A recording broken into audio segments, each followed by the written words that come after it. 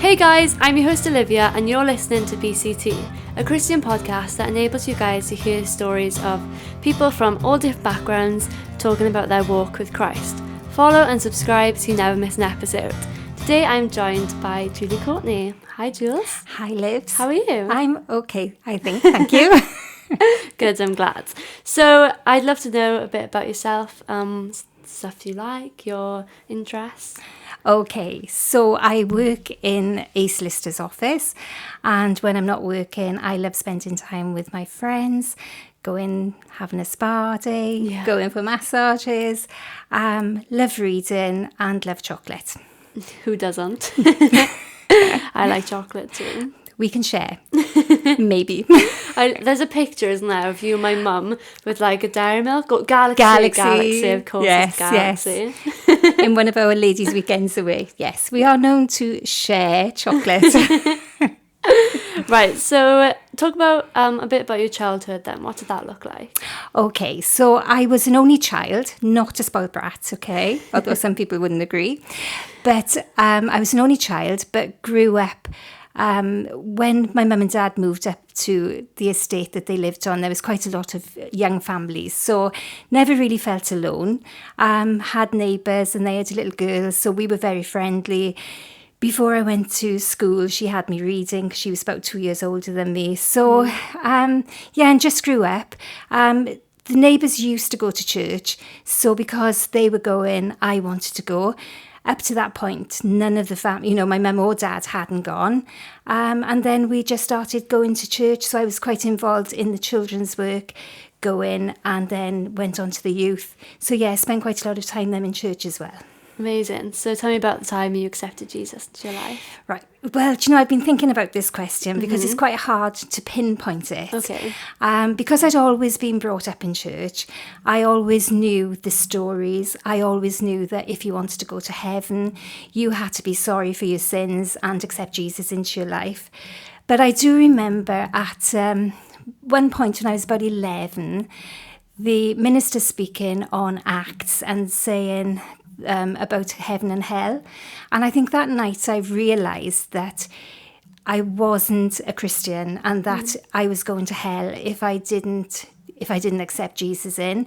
So I would say that was the start of the work of, but I don't know whether that would have been the precise time, because sometimes in school and college it's easy to go with the crowds and not stick to your faith. But it was definitely a start. And then as I got older, I got more involved in the church and worked with the youth. And so I would say that was about the time when I really started giving my life to Christ. But I couldn't really pinpoint because things happened after where I sort of walked away. So there was a comeback as well. Do you want to talk about that a bit? Yes. Go for it. So when I was about 30, I think it was, I made some decisions which really meant that I left the church, stopped going to church. But even though I stopped going to church and I left sort of my hometown, I still had something deep inside which wouldn't let me go. So even though I'd say that for quite some time I stopped, there was something there. Well, I know what the something was. It was obviously God, but at the time. So I would say for quite a few years I stopped. Then I started going to Bethlehem and sort of because I just couldn't leave it go. So I would be sort of last in, first out, because I didn't really want to talk to anybody because my conscience was playing me up. And then I stopped going again. And then one day in work, Christine Pick rang me on a work matter. And she said, oh, did you know that Baglan Community Church had started up with a group of people? And she said, if you want to go. And that was about 20 years ago. And so I started to come. But I was still last in, first out, because I didn't really want to be involved. But then gradually, people came alongside me And then your mum and dad wanted me to go up and speak to them, and it was like, ooh. And then I used to come to a lot of the services, and then started house group.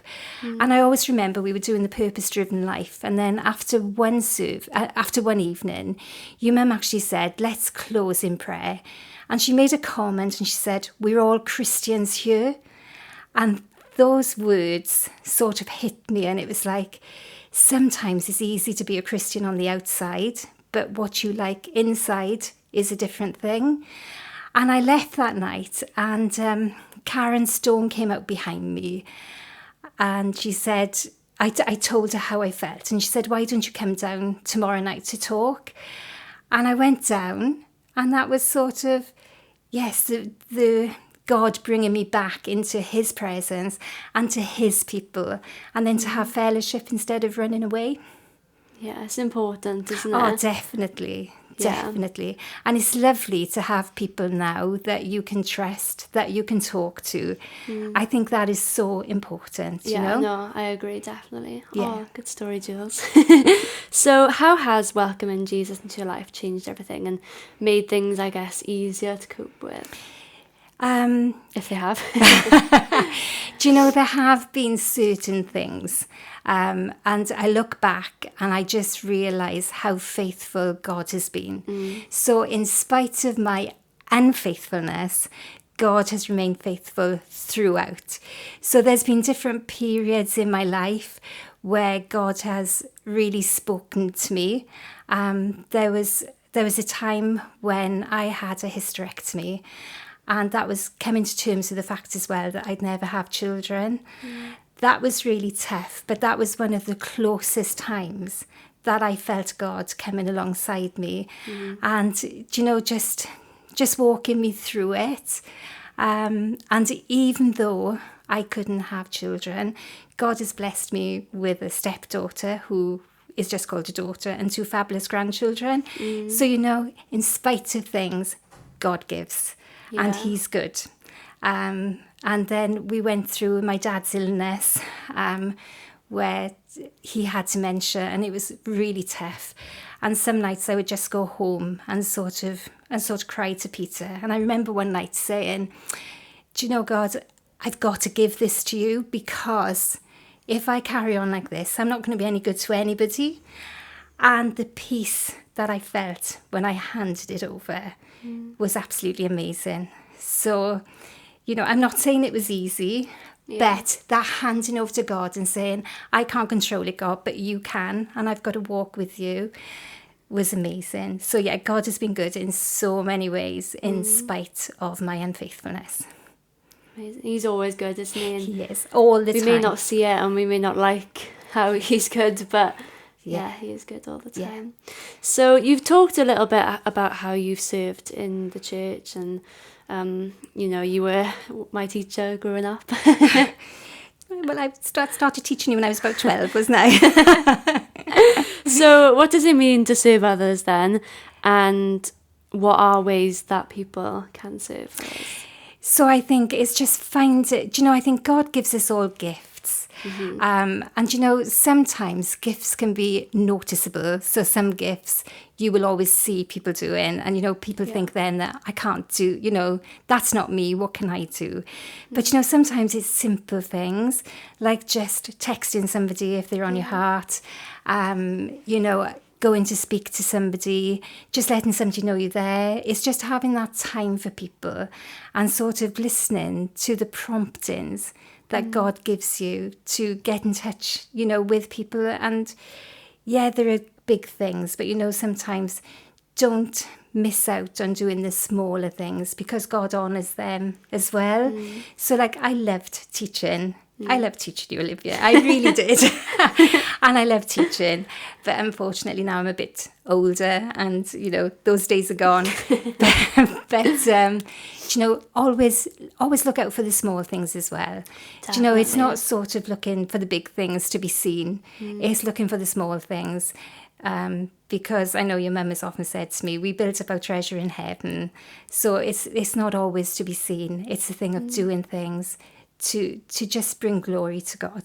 I want to emphasise that a bit more as well. With I was discussing with my dad about how I was doing the podcast with you, and he mentioned that you're one of the most caring people that he knows, and I just want to talk about the importance of caring for others and how we should share the Bible with others constantly, always. And I know you do that a lot. So do you want to just highlight the importance of that? Yeah.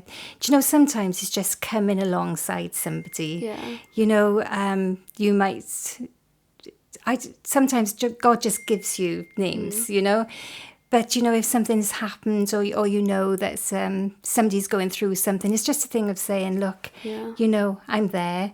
And that doesn't take much at the end of the day, you know, but it's just knowing that that you're there. And that means so much. And that works back as well, you know, when people come alongside you. Yeah. That means so much when somebody just comes alongside, just gives the text. It builds those friendships, relationships. Exactly. Yeah. It's the encouragement and everything. Yeah, and we need it, don't we? We Oh, can't go through definitely. life on our own. And life is Definitely. hard. Yeah.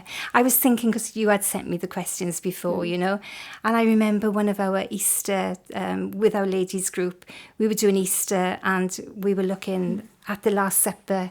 And, you know, one of the things that came over there was how Jesus served. So even just before he went to the cross, he was washing the disciples' feet. Yeah. So, you know, if he came to serve, he's our example. Yeah. And that's what we need to do, isn't it? You know, in small ways. It may be small, it may be big, but as long as you're doing it with the right heart, that's all he wants. Yeah, I agree. Just hope everyone's like that. Oh, thank you so much for coming on the podcast, Julie. That's okay. You were amazing. I was so nervous. No need to be. Thank you so much for listening to another episode of BCT. Let us know what you thought, and also what other things you want to hear from me and my guests. You can follow us on most the social media platforms to keep up with updates. Bye for now. Bye.